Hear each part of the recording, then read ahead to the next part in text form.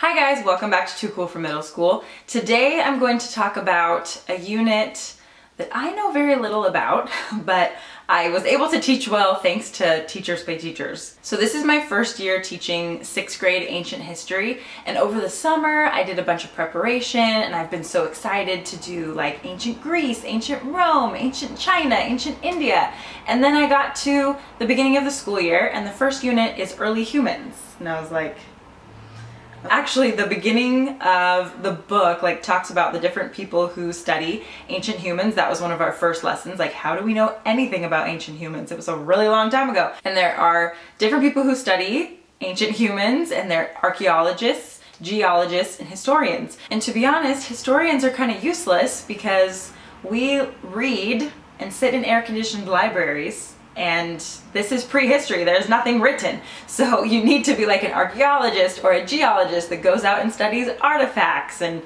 all kinds of things that I really don't know about. So I told my students that even at the beginning, like, I'm a historian, so I am useless. So we've been kind of going through this unit together, kind of learning together. Like literally, we don't do this in, like, I have a master's degree in history and I'm like, okay, I still don't even know if it's Neanderthal or Neanderthal. I don't know.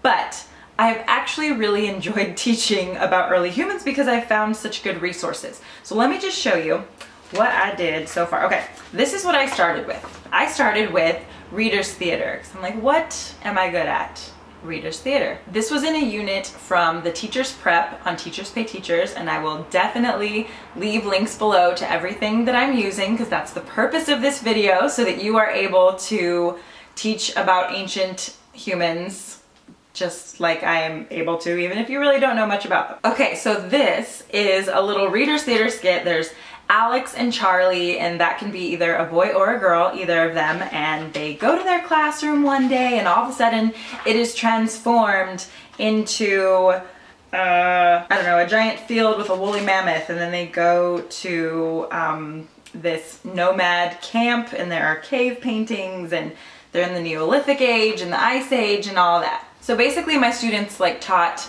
each other this content. I think there are like 7 parts in this, if you include like the narrator and everything. So I actually had 2 different groups of students read through it and kind of act it out in front of the class. And then it comes with discussion questions. So I told everybody else watching, you gotta be paying attention because there's gonna be a test on this at the end. But I did give everybody a script so they were able to read along. And then what I did was put the discussion questions on Google Classroom, and that was their homework, and I did attach the script like as a PDF on Google Classroom as well, because they were all concerned like, oh, what if I don't remember something and I need to look back at the script? So that's what I did. They loved this. They loved doing Reader's Theater. This is 6th grade. I don't know if this would go over as well with my 8th graders, but the 6th graders loved it. So we are even making a movie version of this. I had them audition for the part that they wanted through Flipgrid, so I made a specific grid or video or whatever. I gave them a link just for their audition, and so they could say any lines that they wanted to from the script, and that would just be their audition for this. And so then everybody's involved. I just made multiple narrators and multiple hunters and multiple women in the village and stuff. So everybody that auditioned is in it, and we've been filming, and it's really hard to get all the different shots and stuff, but it's been really fun. So they loved this so much that we are turning it into a whole movie that we're gonna put on our class YouTube channel. So that's just one piece of a bigger bundle, and it comes with so much more than that, but even that is really worth it. Jensen, what are you doing? Hi. Hi, my friend. Hi. He just comes and checks in and then walks away. So anyway, he's a crazy man. Okay, so the other thing that I like about this unit is that you can make mini interactive notebooks. I have a whole video about interactive notebooks that I used to do with my 8th graders, and they're just very stressful, and if you skip a page, there's nothing you can do about it, and if you mess it up or you lose it, it's a really big deal. So I didn't do any interactive notebook stuff last year. Or wait, I did with my English classes, but then I would forget about it sometimes. It was just kind of crazy. So I like this idea of mini interactive notebooks. So this is our, look, it's only 10 pages long. I just had them stapled together, 10 pieces of paper. And then there was a girl the other day, she accidentally like skipped a page and she's like, oh no, what am I gonna do? I'm like, just staple another piece to the back and that's fine. So these are like just less pressure. So there's this little cover page that's really boring. That's the only thing. So I had them color on it, like color a scene on it.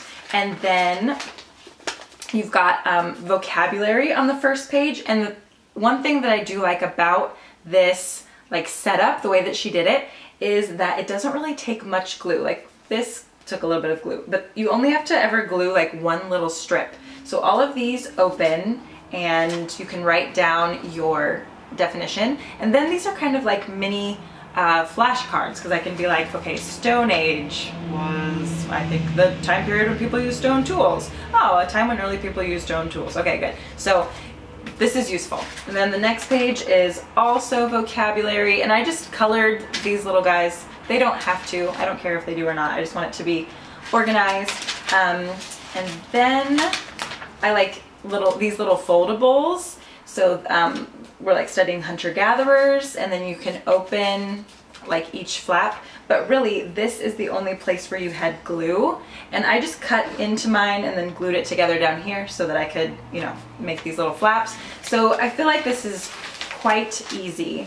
You've got like use of tools, so sometimes they go like this. So each page is a little bit different. There's a map that we're gonna put in here. And then I'll just collect this whole thing from everybody and just grade the whole packet. But they're not that big. They're not as overwhelming for me to grade. So I'm loving this idea of mini interactive notebooks. Why did I never do this before? It is kind of a lot of like copies and cutting and gluing and stuff, but my kids have been pretty good with it, so I might not always use this, but then that's the thing, that's fine. So they didn't have this whole notebook dedicated to interactive notebooks that we might not use as much throughout the year. They just have a few pages. So I am a big fan of everything about it. The other thing that comes with that unit, there's like a bingo thing that I haven't looked at yet, to be honest. And then I did print out these little task cards, and people always talk about task cards on Instagram, and I'm like, what are task cards? I've never used those. So I was like, let me try this out. So I printed and laminated these and then cut them out, and they're just different things like, you are a hunter-gatherer, write a letter to a friend describing the invention that has had the most impact on your life. Write a poem to describe how early humans used fire. Hi. So what I think I'm gonna do with these is that like just the very last page of their interactive notebook, because I think I only ended up using 9 of the 10 pages, I'm just gonna have them choose a task from these task cards to do. So that just sounds really fun. That'll be like their final thing that they do in their notebook. The other resource from Teachers Pay Teachers that I used, and I did this very close to the beginning as well, I did this right after the Reader's Theater. We did a word hunt where we had to hunt and gather definitions, and I thought that was quite clever. I'm sure nobody else was as tickled about it as me, but I thought that was funny. So I printed these out. These are from a fellow history teacher, History from the Middle, on Teachers Pay Teachers and Instagram. And so I, again, printed these out, laminated them, and then I just put these up all around the room. So I like taped some of these to the room, and then we've got like long tables in my room, and I also put them in these little holders, which I will actually link below because people ask me about them all the time and they've been so useful. They're just little like name card holders that you would use at like a wedding with, you know, the numbers or like to indicate where people are sitting. But I've used them in my classroom this year and they've been so helpful. So I put some of these in there. My kids all have Chromebooks. They've got one-to-one Chromebooks. So I created another worksheet, and you might have to do that as well because it's not included with this Teachers Pay Teachers thing. And I don't want to put one on Teachers Pay Teachers that like competes in any way with this resource. So you can just make your own. It was pretty easy. But so I just had a worksheet that had like the word, so fossils, and then a space to write down the definition. And then they use their Chromebook, use the QR code reader, or they could use phones or tablets or whatever technology you have, and they follow this QR code to a link, which they click on, and then that gives them more information about fossils or the word prehistoric or the Stone Age or Homo sapiens or whatever. And then they had to write down one interesting fact that they learned through that link. This took about 2 full days, and I just let them loose, right? They got to hunt and gather definitions. They loved it. They were talking. I had them do it with a partner. So one person brought a device, and then one person brought the pencil and worksheet and stuff. So they kind of split up the work. They got to choose their partners. This was towards the beginning of the year, so that was kind of fun for them. And it was a great day, a great 2 days really. It was just a fun lesson all the way around. And like, I didn't really feel like teaching all this stuff anyway, right? Like nomads, artifacts, hunter-gatherers, archaeology. I would have done this in such a boring way. So they got to do it in a much more fun way, and I think they learned so much more, and it was interactive, and they got to use their Chromebooks and work with a friend. And I just think this was the way that they actually like remembered the most information. So I will definitely be using this every year that I teach 6th grade history, because I thought it was just so much fun. So those were the 2 Teachers Pay Teachers resources that I used. And then I have a couple other things I'll just mention.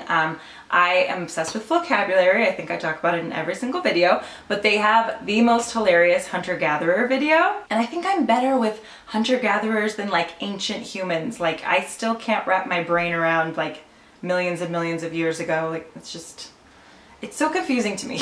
Anyway, they've got a really great hunter-gatherer video, and it is so funny. And so I always show, for history anyway, like those the videos that are on our topic like multiple times. Like, I'll show it as they walk in every day for a week, and then they keep like asking for it. So this one is hilarious because it talks about how, you know, this ancient man was in Africa, he's Ethiopian, and then they say, and so are you? And they go, because he made babies, and they made babies, and they made a baby, and that baby is you. And the first time we watched it, all the kids were like, and now they think it is like the funniest thing, and they sing along with that part, and it's really funny.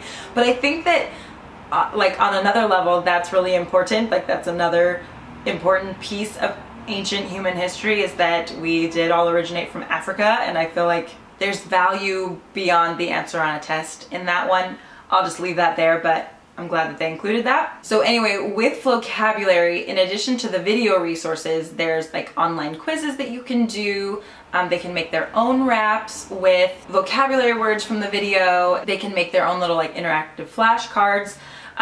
But printing wise, I just printed out these 2 hunter-gatherer resources. So this is like a read and respond. I'm going to use this as a quiz. It's only 6 questions long, and it gives some really good information about hunter-gatherers that, again, I feel like I would not be able to teach very well, so they can just read about it and take the quiz. And so I'm going to have them do this on one day, and like have an opportunity to like change their answers if they didn't do so well. But it's only 6 questions, like I think they'll do fine. And then this will be the test. They also include a test, and this is only 10 questions long. Again, this is a unit that I just don't feel like is really necessary to test them that much on. Like, if they don't know exactly which years BCE that the Neolithic period was, I don't care, because I don't know either, and I've gotten this far. So we're just getting the basics down. The thing about like early humans though is that it brings up these huge questions about like where exactly man originated from, and like evolution of man and all this stuff, and I'm just like, this is not my specialty. I'm like, I don't know, they made fire and tools, and we're just gonna go from there.